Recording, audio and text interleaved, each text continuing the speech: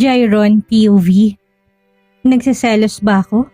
Ang sakit ng dibdib kong makitang nakikipaglandian si Anessa kay Beau. Pagkatapos ng usapan namin kanina sa kantin, ay agaran akong dumiretso sa office. Hindi ko pinansin si James. Abala siyang inimpormang susunod kong schedule. Bala ko sanang ipakancel kaso mga investor at bagong kliyente.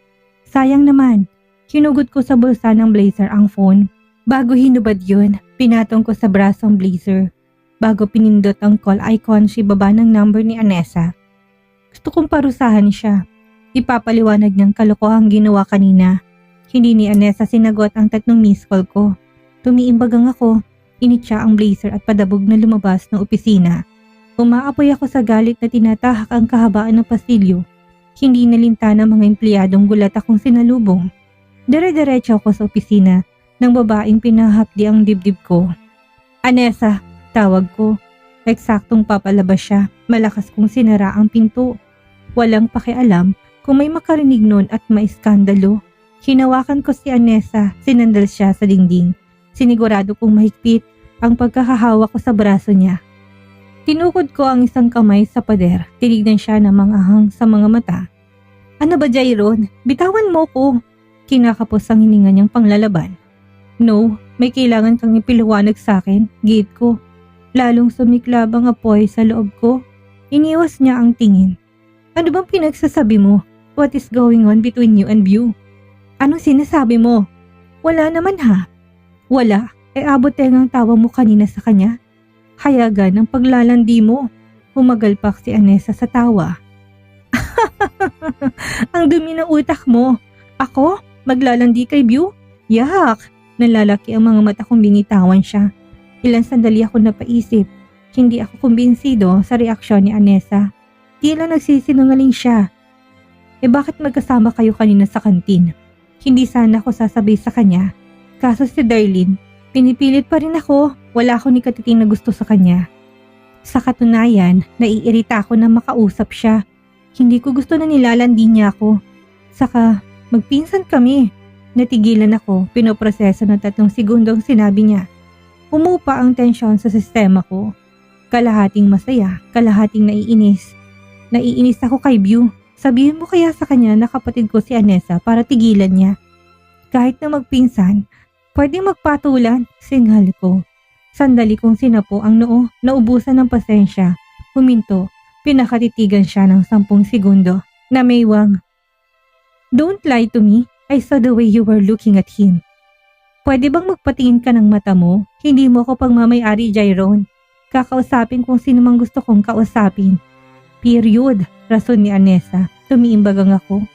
Desperadong binagsak ang mga kamay, lumapit sa kanya, at muli siyang sinandal sa pader. Habol ang hininga ni Anessa na sinalubong ang mga mata sa akin. Nanginginig sa kaba ang buong katawan niya. Hindi ko papatulan si Beau dahil pinsan ko siya, usal ni Anessa. Sinikap na maging matapang sa kabila ng pagbabanta ko. Naliit ang mga mata ko, lalo siyang diniin sa pader. Hindi ko gusto na makipag-flirt ka sa kanya, sabi ko sa buot mababang boses. Sino bang babae ang manginginig sa inaasta ko? Flirt? Ilang beses ko nang sinabi na wala akong interes kay Beau dahil pinsan ko siya. Bakit ang tigas ng ulo mo as if you are a jealous? Natigilan ako sa huling salitang binanggit niya. Ako? Nagsiselos? Nakakatawa. You're mine. I won't let you be in the arms of another man. Pahayag ko. Nilapit ko sa kanyang mukha ko. Natutukso ako na halikan siya. Nagtangka si Anessa na itulak ako pero mabilis kong hinawakan ng kamay niya. Magkapatid tayo. Hindi mo dapat gawin to. Nautal niyang saad. Sinapul ako sa dibdib ng mga salita ni Anessa. Nagising ang diwa ko. Nahiya ako, talunan, lumayo ako ng bahagya sa kanya. Yumuko, nagsisisi ng 2 segundo. Ma'am Anessa, sumulpot si Darlene sa likuran namin. Kasing bilis ng kidlat ako na itinulak palayo ni Anessa. Pareho kaming nahiya sa posisyon namin na nadatnan ng assistant niya. Kinamot ko ang ulo, sumisikip ang dibdib na nilayo ang sarili sa kanya. Umikot ako't nakitang gulat sa ekspresyon ni Darlene. Halos malaglag ang panga sa nasaksihan. May namumuong iskandalo sa utak nito. Namulsa ko, humakbang. Binabalaan kita. Kung gusto mong manatili ang pwesto mo, huwag mong ipasabog sa mundo kung ano man ang nasaksihan mo ngayon. Habilin ko bago siya nilampasan at nilisan ng mabigat ang loob ang opisina ni Anessa. I still can't accept that we are half siblings. Tutal hapon na ngayon, boring din sa bahay. Wala si mommy, wala ang mga kasambahay. Hindi rin umuuwi si dad. May sarili siyang mansyon malapit sa Taal Volcano. Nagpapakasarap ng buhay sa Tagaytay. Tutungo lang siya sa opisina kapag annual meeting ng board. Malamang dadalo sa darating ni charity gala. Kutob ko, ipapakilala niya si Anessa sa publiko. Sa ngayon, sisikapin kong itagong anak namin ni Anessa. Gumaan ang loob ko nang maalala si Riven. Napagpasyahan ko na bilan siya ng regalo. Babawi ako sa spaghetti. Hindi niya nakain yon dahil maasim. Dumaan na muna ako sa mall para bilhan siya ng robot at gummy worms. Nung bata ako, gummy worms ang paborito ko, kaya gusto ko maging paborito niya rin. Sumisipol akong bumaba sa sasakyan. 30 minutos nakarating ako sa bahay niya. Kinuha kong regalo at isang botelya ng gummy worms. Tuloy-tuloy akong pumasok na parang bahay ko lang. Eksaktong pagkabukas ko ng pinto, umalingaw-ngaw ang matinis na boses ni Raven. Tumatawa siya tila may kausap. Nakangiti akong sinara ang pinto. Dumiretso sa kusina nila. Natilihan ako ng madatnang punong-puno ng harinang mukha ni Raven. Malawak na tumatawa at may kung ano-anong nilalaro sa lamesa. Dad! Tawag niya. Babatiin ko sana siya nang mapansin ng lalaking kasama niya. Nakakunot-no itong sinalubong ng tumingin sa akin. Ang kaibigan ni Anessa, ang pinagmamayabang nilang mahusay na chef daw. Umismid ako. Dad! Tamang-tama dumating kayo. Tingnan niyo, gumagawa ko ng pizza. Sabi ni Uncle Riley, pizza al diabolo daw ang tawag dito. Masayang balita ni Raven. Tumakbo siya palapit sa akin, hinila ang libre kong kamay. Giniyan niya ako sa pwesto niya. Aba, marunong ka palang gumawa ng pizza. Pangko-compliment ko sa kanya, baka maagawan ako ng papel sa pagiging ama niya. Thanks to Uncle Riley, he's a very good chef. I want to be like him someday. Punong-puno ng excitement na siwalat ni Raven. Tumulis ang tingin ko sa jalapenos, red onions, bell pepper at black olive. Idagdag pa ang chili powder. Seryoso, pinapahawak niya namang ahang na bagay ang anak ko? Good chef, hinahayaan kang humawak ng maanghang? Buwelta ko. Nilipat ko ang tingin kay Riley. Alam ko nagkukunwari siyang abala sa kitchen counter. Binabantaan ba ako nito sa posisyon ko bilang ama ni Raven? Hindi ko hahayaan na makuha niyang atensyon na maging ako. Mataman kong dinitigan si Riley. What were you thinking? You let my son touch all these spicy ingredients? He's just a kid, sigaw ko.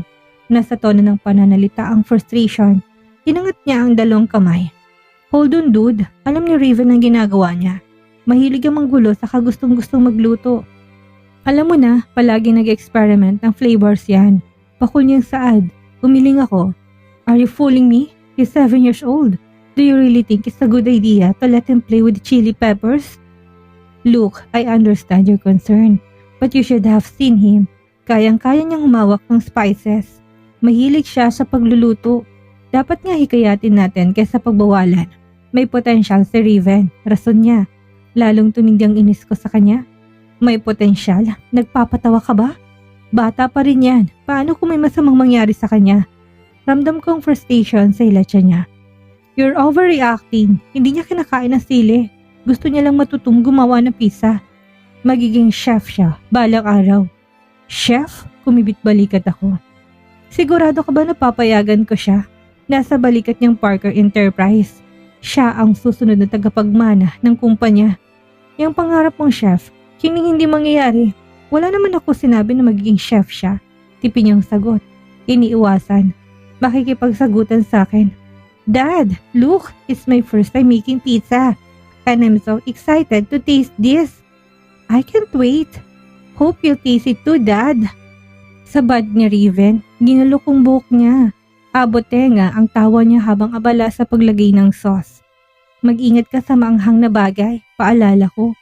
Don't worry, Dad. Sanay na po ako, rason ng anak ko. Sumimangot ako, nilapag ko ang botelya ng gummy worms sa harap niya at inabot ang kahon ng laruan. Ano po yan, Dad? Usisa niya. Just a toy, gusto mo ng robot? Wika ko. Kumislap ang galak sa mga mata ni Raven at agad nang inagaw ang hawak kong laruan. Thanks, Dad. Sa akin din po bang gummy worms? Oo naman. Thanks ulit, Dad. Iniwan niya sa isang anggulo ang kahon saka bumalik sa ginagawa. Ngumiti ulit ako kaso saglit lang. Lumapit kasi si Riley kay Raven. Tinulungan nitong ilagay ang mga hiniwang sangkap. Nairita ako sa tawanan nila. Ano to? Pati anak ko? Pinagseselosan ko? Yung tipong in out of place nila ako. Tumigas ang pangako. Umeksena ako. Nilagay ko rin ng ibang ingredients. Hindi pinahalata ni Riley na naiinis siya. Sinalpak ko ang cheese na hindi pa naluluto. Inagaw niya sa akin ang pizza. Tuwang-tuwa lang si Raven, tila sumasabog na bulkan naman ako. What do you think, Daddy? Masarap kaya yun? Parang nasobrahan ko ng bell pepper. Agaw pansin ni Raven. Nakasalubong ang kilay. Binuka ko ang bibig para magsalita, subalit biglang bumukas ang pinto. Raven, nandito na si Mommy. Anessa's voice called out. Pasimple ko siyang nilingon. Nahulog ang panga niya, namilog ang mga mata. Binalutan siya ng nervyos. Anong ginagawa mo dito? Kinurba kong labi. Gaya ng sinabi ko, bibisitahin ko araw-araw ang anak ko. Naumid siya. Sumipol si Riley. Hinugasan ni Raven ang mga kamay. But tell me, Anessa, did you know about this? Is Raven always handing spice ingredients? Tanong ko. Her gaze shifted to Raven, then back to me. Umukit sa kanyang anyo ang tensyon. Kinagat ang ilalim parte ng labi bago ako sinagot. Alam ko, inaalalayan ko siya. Sinisiguradong ligtas siya. Talentado tong anak mo. I scoff, running a hand through my hair. Talentado? Bata pa siya, Anessa. Hindi ko hayaang masaktan siya sa maling pag-akala niyo sa kanyang abilidad. Maniwala ka sa amin, hindi yun tungkol sa pagiging reckless namin.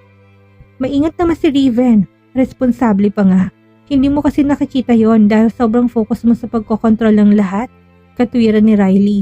Ang kaninang tahimik at kalmado ay nagkaroon ng matigas ang ekspresyon. Lihim ako na pamura. Makapagsalita, akala niya kilala niya ako. Ito ang unang beses na formal kami nag-usap. Kinamumuhian ko siya dahil pinagsisiksikan niyang sarili sa mag-ina ko. Matulis ko siyang tinitigan. Don't tell me how to protect my son. Asik ko. Tumikim si Anessa. Lumapit siya kay Riley upang harangan ang paghihingin ko ng hudyo. Her eyes blazing with a mixture of defiance and worry. Makinig ka nga, Jairon. Iintindihan kong takot mo pero deserve naman ni Raven ang matuto't lumaki. Kailanman hindi namin siya nilalagay sa panganib. Sinaksak ako ng frustration na sa tono ng pananalita ni Anessa na bahagi talaga si Riley ng buhay nila. Aangal sana ako pero ginulo ako ng maliit na boses. Daddy, ayos na ayos po ako. Gusto ko lang gumawa ng paboritong pizza ni Mommy. Ani Raven. Pinalis itong namuong bagyo sa loob ko. Nagtataka akong inirapan si Anessa. Ngayon ko lang nalaman na mahilig siya sa maanghang. Lumambot ang mga mata ko na binabang tingin sa kanya. And for the first time, I saw not just a child but a boy trying to prove himself. I exhaled slowly, turning back to Anessa and Riley. Gusto ko lang malaman ligtas siya. Yun lang, tumango si Anessa. Sana sinabi mo na ganitong oras ka dadalaw kay Raven. Pakli niya. Sumikip biglang dibdib ko. Pakiramdam ko. Unwelcome talaga ako sa tahanang ito. Mas mahalaga pa si Riley kaysa sa akin. Next time, I'll inform you. Umatras ako, yumuko. Akma akong tatalikuran sila. Riley, sinurprise mo naman kami. Salamat sa pagtuturo kay Raven. Na-excite tuloy ako na tikman ang gawa niya. Tila kinikilig na sabi ni Anessa. Puno ng lambing ang trato niya sa kaibigan. Samantalang ang lamig niya sa akin. I felt unfair. Naikuyom ko ang mga kamay. I'll go ahead, mahina kong usal. You can stay for a while, pamimigil niya. Tikman mo rin ang pizza ni Raven. Thanks, but I can't eat spicy. Malamig kong tanggi.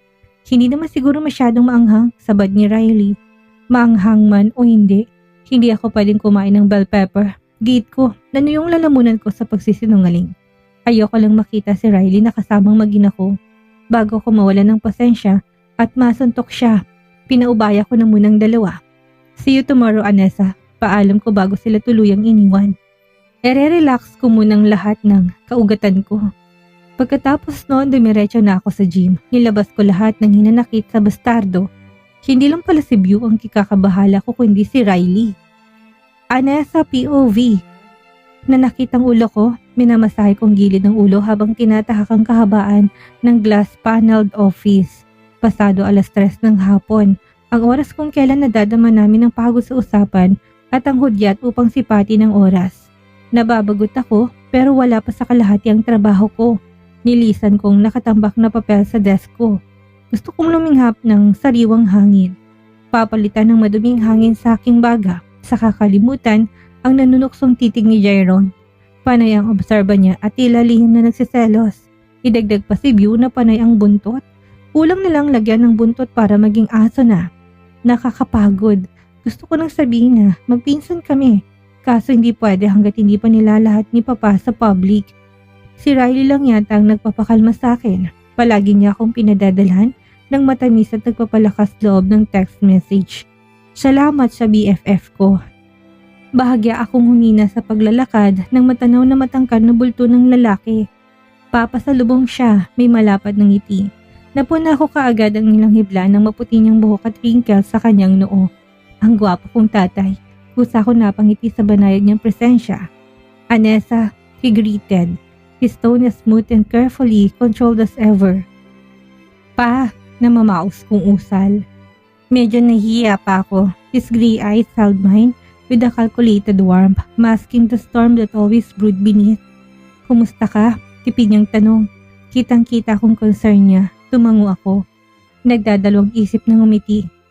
Join me for afternoon snacks. There's something we need to discuss. Agaran niyang yaya. Hindi ako mimik. Sumunod ako sa kanya. Ilang sandali nakaupo kami sa isa sa mga sikat at mamahaling restaurant ng syudad.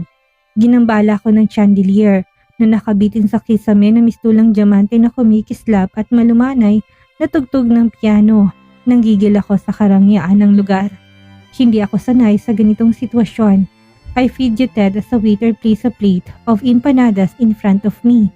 My favorite, of course. Tinungong 5-star restaurant para umorder ng ordinaryong pagkain. Natatawa ko. Pinabongga lang ang pagkain dito pero walang-wala sa nakasanayan kong karenderya. Malapit sa bahay, doon ako bumibili ng baon araw-araw. Siguro 5 minuto kong pinakatitigan ang special na empanada na iyan na may halong takot. Ito, ang kauna-unahang kakausapin ko ang tatay ko ng one-on-one. Dumalaw siya ng isang araw sa bahay pero hindi ko nakausap dahil naging emosyonado sila ni Mama. Eat Anessa, utos niya, napansin niyang pagkatulala ko. Kumurap ako ng 3 beses. Naiilang habang malito nakangiti. Inipit ko sa tengang hibla ng buhok, kinuha kong tinidor, kaso natatakot na galawin ng pagkain. He leaned back in his chair with the poised confidence of a man who could command an empire with a glass. Huwag kang matakot, kumain ka na. Sabi mo hindi ba, gusto mo yan? Humaplos ang saya sa puso ko. Ang sarap pala sa pakiramdam kapag may tatay. Tumango ako, nanginginig ang kamay na, tinusok at tiniwang empanada. Pasosyal dito kaya dapat medyo maarteng kumain. I took a bite and savory taste doing nothing to quell the growing knot in my stomach. Bakal ang nalasahan ko imbis sa pagkain. Nasa lalamunan kong kaba kaya hirap akong lunukin ng diretso. He cleared his throat. Kumain din siya ng empanada. Ngumuyan ang mabilis sa katiningnan ako sa mga mata.